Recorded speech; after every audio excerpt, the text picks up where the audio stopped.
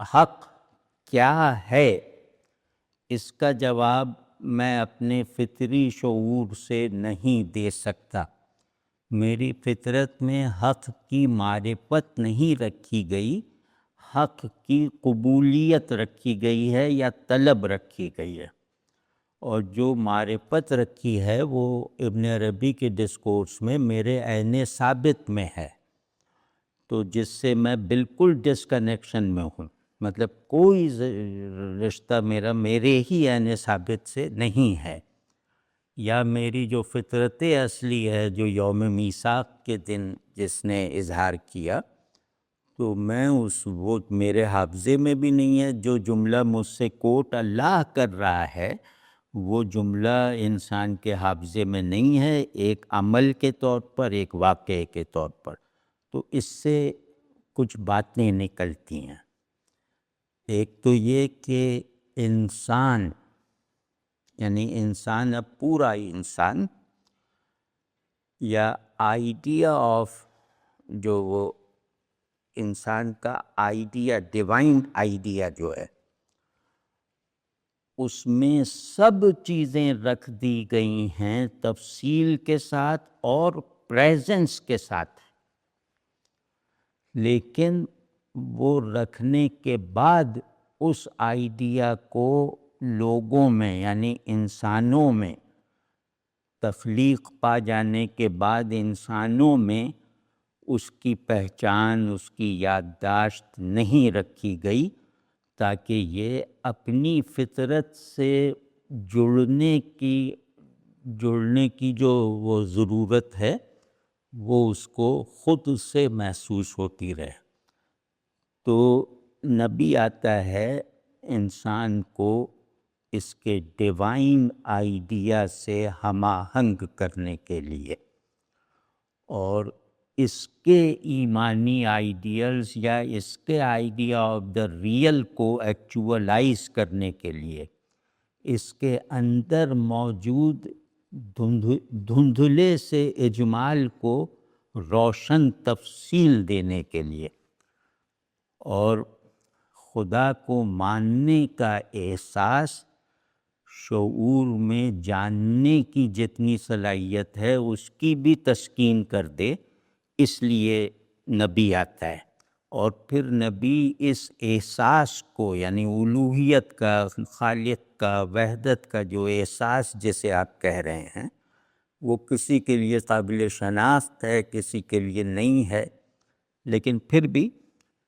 اس احساس کو گویا اس احساس کا جو محسوس ہے، جو حقیقی محسوس ہے، اس کی معرفت دینے اور اس سے احکام کے ذریعے متعلق کرنے کے لیے۔ تو بہت ساری نبوت کی ضرورتیں ہیں، اور پھر یہ کہ دوسری جہت سے نبی آتا ہے مجھے بندہ بنانے کے لیے، یعنی اللہ سے تعلق کا کے تمام حقوق صرف ایک پوزیشن لے کر ہی پورے کیے جا سکتے ہیں، اور وہ ہے بندگی کی پوزیشن۔ تو بندگی کی پوزیشن کیسے اختیار کی جائے، اس کا میرے لاشعور میں کوئی خاکہ نہیں ہے۔ تو یہ سب چیزوں کو یقینی بنانے میں، یعنی میرے صحیح احساسات کو میرے ذہن اور تجربے میں یقین کے درجے تک پہنچانے کے لیے نبی آیا ہے، اور پھر وہ اللہ کے نظام انصاف کو بتانے آیا ہے، اور یہ معرفت دینے آیا ہے کہ تمہارا زمین پر ہونا ایک آزمائش ہے، ایک غریب الوطنی ہے، اس مشکل غریب الوطنی میں اپنے اصلی گھر کی طرف جانے کا یہ راستہ ہے۔ تو وہ راستہ دکھانے، وہ ہمارے پاس کوئی ذریعہ نہیں تھا اس کا۔ تو بہت سی باتیں ہیں، اور یہ سب جو ہے فتوحات میں جستہ جستہ ادھر ادھر بکھری ہوئی ہیں۔ تو ابن عربی وہ پرینیل فلاسفرز کی طرح کا رویہ نہیں رکھتے کہ وہ عقل، یعنی العقل، یہ خود وحی کی اعلیٰ فارم ہے، تو وہ یہ سب نہیں مانتے، وہ کہتے ہیں کہ تعین میں رہے بغیر لا تعین کو نہیں مانا جا سکتا۔ تو تعینات میں رہنا اور اس کے حقوق ادا کرنا لا تعین سے تعلق کی واحد صورت ہے۔ تو یہ ہے۔ اب جو آپ مثال دے رہے ہیں نا کشمیری وہ جو ہیں، تو کشمیری شیوائٹس پہ مسلمانوں کا بہت اثر ہے، اور ان کے یہاں وہ اینٹیفائڈ یونٹی ہے، لیکن ان کے یہاں بھی صفات اور ذات والا معاملہ ایسی کلیئرٹی کے ساتھ نہیں ہے۔ ان کے یہاں بھی اس ذات حقیقی سے قانون اخذ کرنے کے چینلز نہیں ہیں۔ اس ذات حقیقی کا سیلف ڈسکلوجر یعنی وحی کی صورت میں عبارت وہ نہیں ہے۔ تو یہ سب چیزیں ظاہر ہے کہ بننے کے مراحل میں تھیں، تو ان کے بننے کی تکمیل کا پورا جو ڈھانچہ ہے وہ ابن عربی کے سوا کسی نے نہیں دکھایا، یعنی تمام روایتوں میں۔ اب آخر کوئی وجہ ہوگی نا کہ عیسائیت کو اعلیٰ